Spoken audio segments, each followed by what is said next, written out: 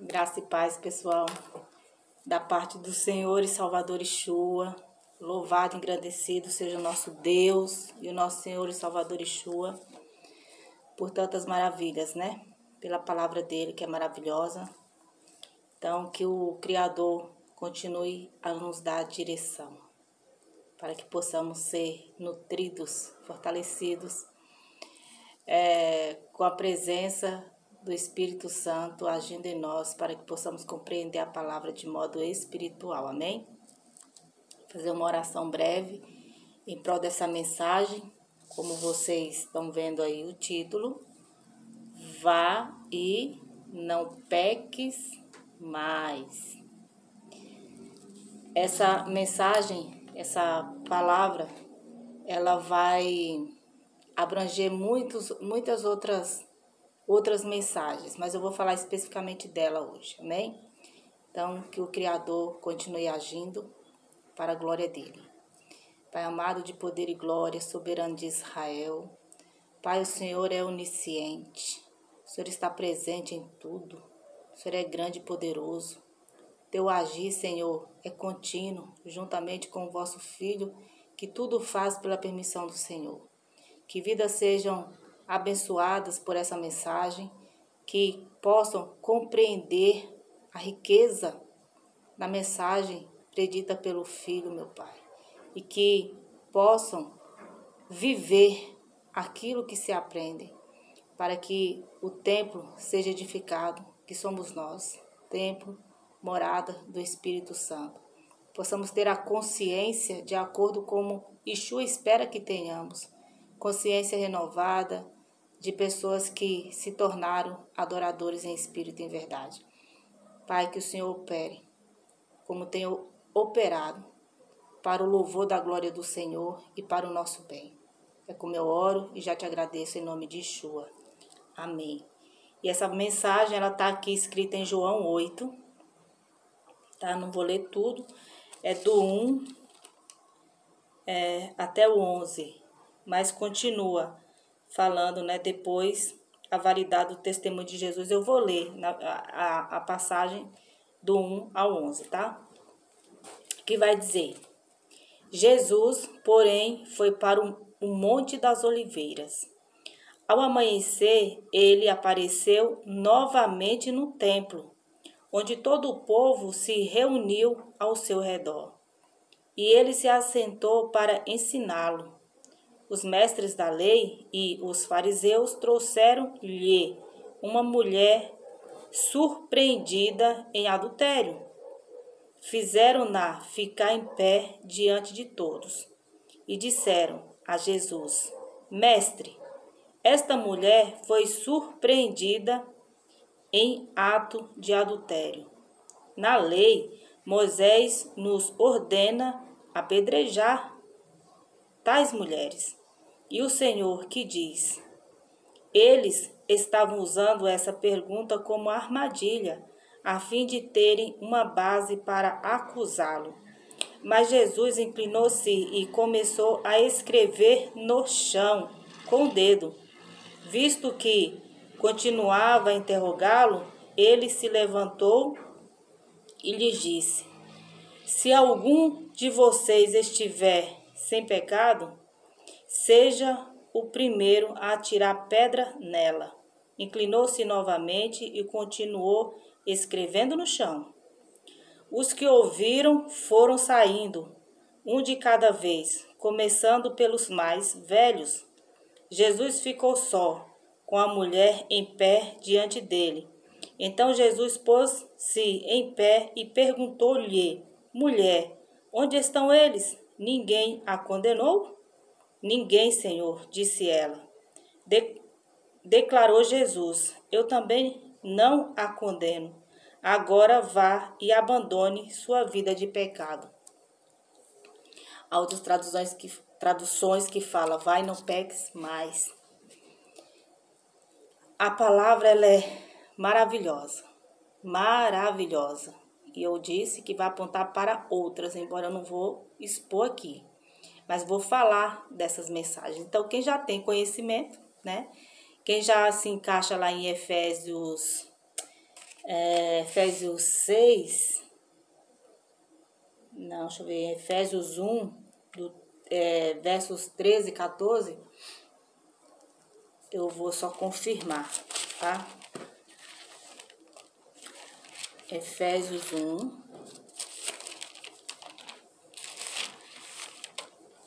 isso mesmo, vai estar falando a respeito do selo, né?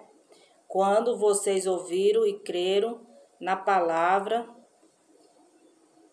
da verdade, o evangelho que os salvou, vocês foram selados em Cristo com o Espírito Santo da promessa, que é a garantia da herança até a redenção, da nossa herança até a redenção, daqueles que pertencem a Deus para o louvor da sua glória. Ou seja, se você tem o hábito de ler o que for colocado aqui, então o Espírito testifica que é verdade, amém?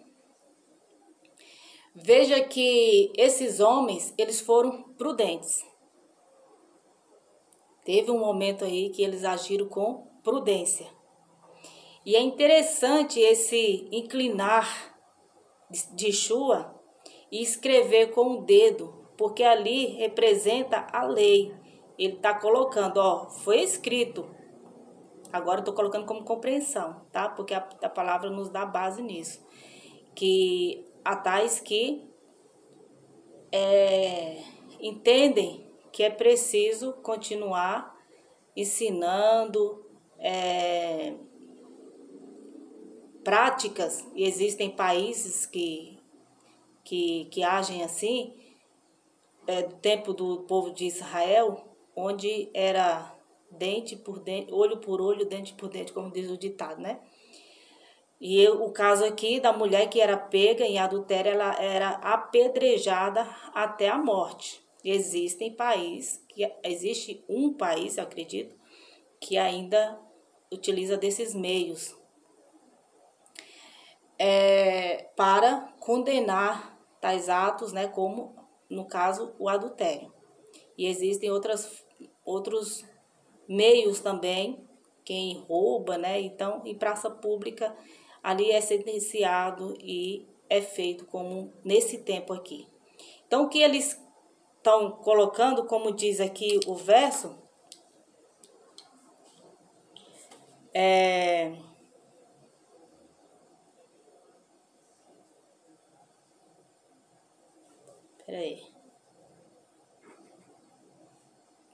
porque eles estavam colocando o mestre à prova.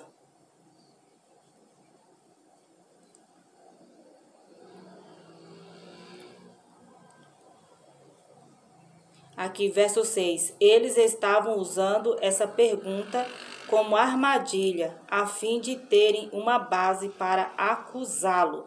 Então, o propósito desses fariseus não era a mulher. O propósito deles não era isso. O propósito deles era arrumar um pretexto para acusar Yeshua. Porque o adultério, a Bíblia e o Evangelho nos dá base, né? A palavra diz que os adúlteros não herdarão o reino dos céus. Então, é uma sentença, já é algo decretado. Aqui, eles não estão no tempo depois do Yeshua ressuscitado, fazendo isso daqui. Aqui, no momento, eles estão na lei.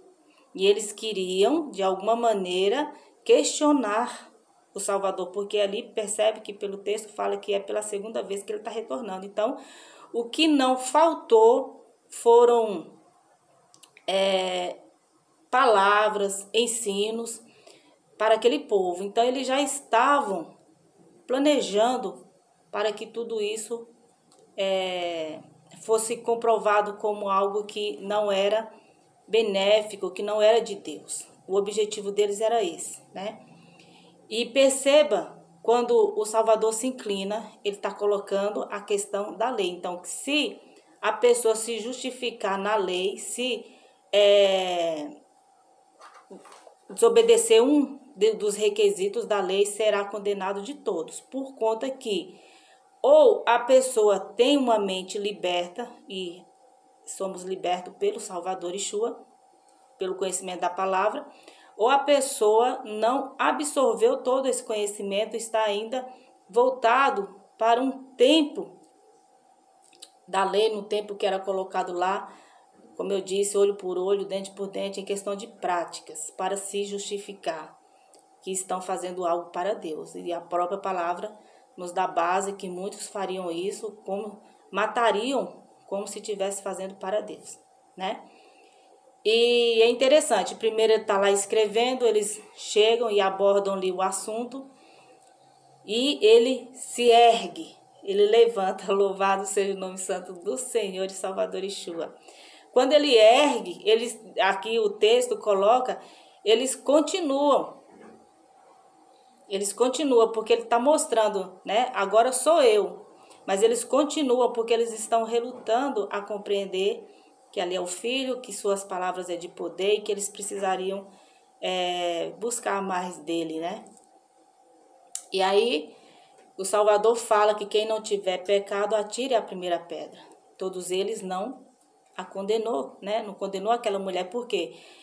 Por isso que eu coloquei a questão de que eles foram prudentes. Eles reconhecendo que tinham pecado, então eles não poderiam fazer isso. Então estariam trazendo condenação contra eles mesmos. Ficou ali uma questão de uma observação a essa fala do mestre. Então eles ficaram na dúvida, então não a condenaram. E como está aí o texto, né? Vai e não peques mais. Por quê? O que eu quero deixar aqui, esse vídeo não vai ficar longo, né? Porque é mais um vídeo para reflexão. Devemos tomar muito cuidado ao condenar pessoas com palavras. Porque depois do nosso Senhor e Salvador Yeshua, o que é levado em consideração por Deus é o tempo. E o tempo pertence a Ele. Nós, evangelistas, nós, pessoas que estão a cargo de ministrar a mensagem, de levar a mensagem, de evangelizar, de levar o evangelho, né? E pregar o evangelho, devemos nos atentar a isso, em levar o conhecimento às pessoas da soberania do Senhor e da importância do seu Filho, que foi dado para que tenhamos a oportunidade de sermos salvos. Então, com a exposição do evangelho, o pecador, seja ele quem for, ele tem essa oportunidade de se autoavaliar, ser aquebrantado e se arrepender. A partir daí é que a nova história é descrita. Como, por exemplo, no caso da mulher aí. A mulher fala, ninguém, Senhor, e ele diz que ele também não. Por isso, aí ele coloca, né, a tradução aqui da NVI agora vá e abandone sua vida de pecado. Vá e abandone sua vida de pecado. Porque o pecado nos separa de Deus. O Senhor não tem prazer quem retrocede. O Senhor não tem prazer naqueles que são contínuos nas mesmas práticas, ou qual seja lá a prática que o condene, porque está trazendo condenação sobre o corpo, como diz lá em 1 Coríntios, né? Não sabeis vós que sois o templo de Deus? Se alguém destruir o templo que são vocês, Deus o destruirá. E tem outra mensagem também que fala que quem peca contra o corpo, o peca.